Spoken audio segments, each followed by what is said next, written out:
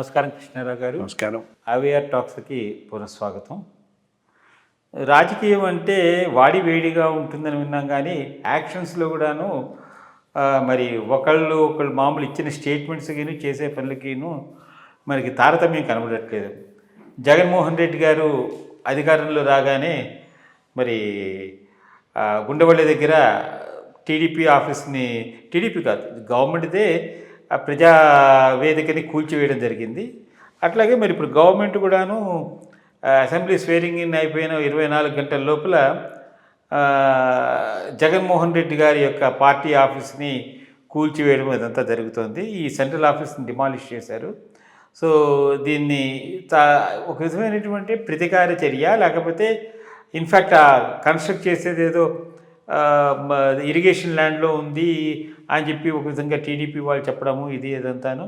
So దీని మీద comments చేయడము, ట్విట్టర్లో ఆయన పోస్ట్ చేయడము ఇదంతా ఉంది. అసలు ఏమిటి దీని సంగతి, కథా కామెంట్? ఒకటి, ప్రజావేదికను డిమాలిష్ చేయడం సరైనటువంటి చర్య అయితే కాదు. అది సరే, రెగ్యులరా కన్స్ట్రక్షన్ పక్కన పెడితే అది గవర్నమెంట్ అసెట్. గవర్నమెంట్ అసెట్ను గవర్నమెంట్ డిమాలిష్ చేయటం అనేటటువంటిది చాలా చాలా సరైన చర్య కాదు.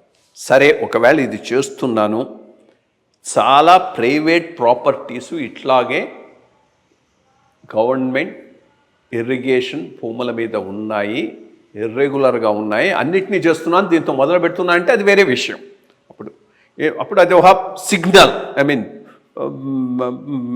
ఇరిగేషన్ ల్యాండ్ మీద ఫ్లడ్ ఎఫెక్టెడ్ జోన్ కింద ఎటువంటి కన్స్ట్రక్షన్స్ ఉండకూడదు అనేటటువంటి పాయింట్ మీద పోయి ఉంటే అది వేరే విషయం. కానీ అన్నీ వదిలేసి ఒక్క గవర్నమెంట్ బిల్డింగ్ నేను డిమాలిష్ చేయటం అనేటటువంటిది అది అన్యాక్సెప్టబుల్. అది ఆ ప్రభుత్వం చేసిన పెద్ద తప్పిదం అది. ఇక ఇప్పుడు దీనికి వస్తే, అదే మనం మొన్న కూడా అనుకున్నాం కదా, విపరీతమైన ఓవర్ కాన్ఫిడెన్స్, నేను గెలిచిపోతున్నాను, నేను ఉండిపోతున్నానని. లేకపోతే ఏ ల్యాండ్లో అయితే కట్టకూడదో ఆ ల్యాండ్లో ప్రైవేట్ ఆఫీసులు ఇవి గవర్నమెంట్ బిల్డింగ్లో అయితే కావు. వైఎస్ఆర్సీపీ బిల్డింగు ప్రైవేట్ బిల్డింగ్, అక్కడ కట్టి పర్మిషన్స్ తీసుకోకుండా ఈ లెవెల్కు తీసుకొని వస్తే తప్పు నీది. సో దాన్ని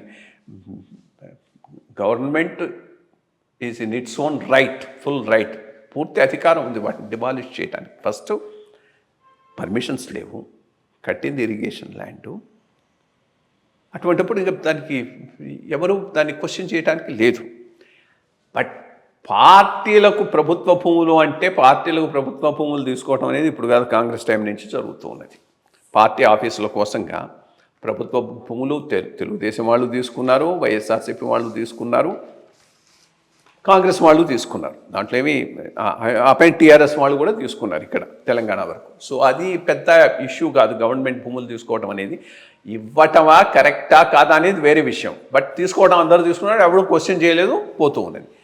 బట్ తీసుకునే ల్యాండ్ ప్రొహిబిటెడ్ ఏరియాలో ఉండకూడదు, ఇరిగేషన్ ల్యాండ్ అయి ఉండకూడదు. కట్టుకునే ముందు పర్మిషన్స్ తీసుకొని కట్టాలి. పర్మిషన్స్ తీసుకోకుండా ప్రొహిబిటెడ్ ల్యాండ్లో ఎక్కడ కట్టినా కానీ తప్పకుండా అది డిమాలిష్ చేసేటటువంటి అధికారం ప్రభుత్వానికి ఉంటుంది. అది డిమాలిష్ చేసిన దానికి నువ్వు ఎందుకు చేసావని అడిగే క్వశ్చన్ ఎవరికి లేదు. సో ఐ థింక్ వాళ్ళు చాలా రాంగ్ చేశారు. ఐ థింక్ ఈ డిమాలిషన్స్ దాంట్లో ఏమి ఎటువంటి ఇది లేదు. థింగ్ ఈజ్, పర్మిషన్స్ ఉంటే చూపెట్టాలి, చూపెట్టి కోర్టుకు పోయి నువ్వు always you can get a stay. అది లేనప్పుడు రాంగ్గా కన్స్ట్రక్ట్ చేసి నేను కన్స్ట్రక్ట్ చేసిన దాని మీద ఇది విండిక్టివ్ అని అంటే అర్థం లేదు. చూద్దాం భవిష్యత్తులో ఈ వైరమ్యాలు ఎంతవరకు పోతాయి అనేది.